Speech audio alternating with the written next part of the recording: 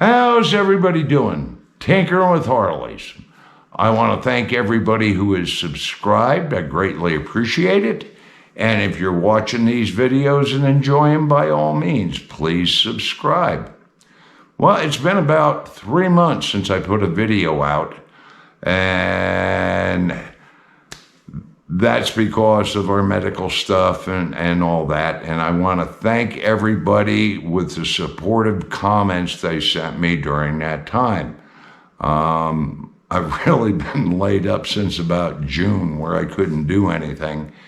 So here it is, December. And now we're all over that medical stuff. So I greatly appreciate all the support you guys sent me. You're great. I meant the world to me. So now we'll get on with it. As you can see behind me, I got quite a few bikes in here. I have been working, not at the pace I normally work. I'm still building up, getting back to myself again.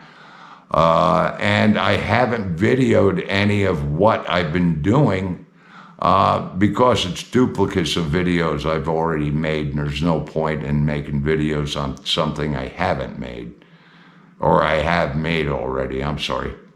But at any rate, we're over the medical stuff. We are back to working.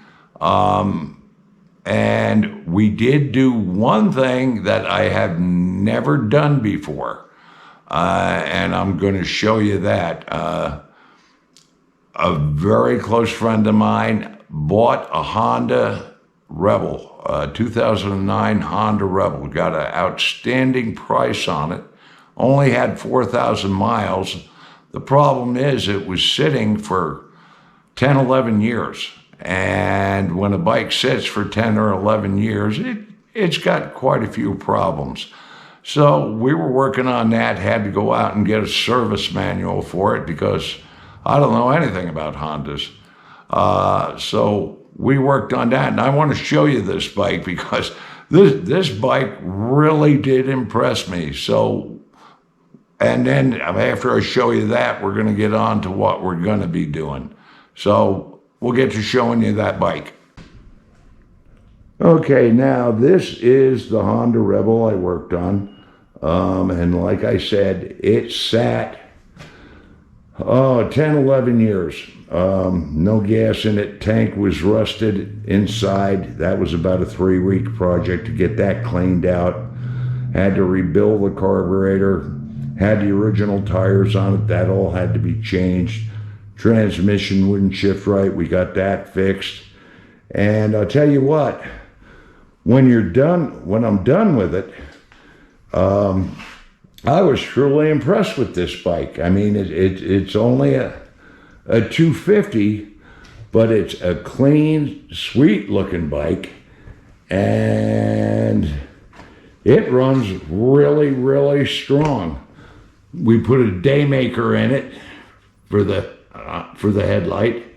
The bike is super clean, and like I said, she only had 4,000 miles on it when she bought it. Got a great price on it, and it's been a really impressive bike. When I took it out for a road test, which was kind of hilarious, because I'm 6'4". This bike is definitely not meant for somebody as tall as me. But the bike ran strong, ran smooth. It'll run 70 miles an hour, 70 to 75 miles an hour, no problem, no vibration, shakes, anything. The only thing is it takes a little bit of time to get there because it's not a bigger bike, but this is a great bike for a beginner. This is probably the most forgiving bike I've ever seen. It really is great. Oh, and also the clutches were messed up, so we had to straighten that out too. But it had all the symptoms of a bike that had sat for years and years and been neglected. So we got that all straightened out. So I'm kind of proud of the way this turned out, and seeing I don't work on Hondas, This was, I was really pleased with the way it all turned out. So now we'll get on to what we're going to be doing. Okay, this is the next project we're going to be doing. This is an '05 Heritage, and this one has sat for a while also. So it needs a little TLC. We're going to be doing tires and brakes, wheel bearings. What else are we going to have to do to this? We got a bunch of stuff to do to this. So this is a nice bike. It's just sat for a while, and it just needs a little TLC. A lot of money was spent on this bike. You see the pinstriping down there.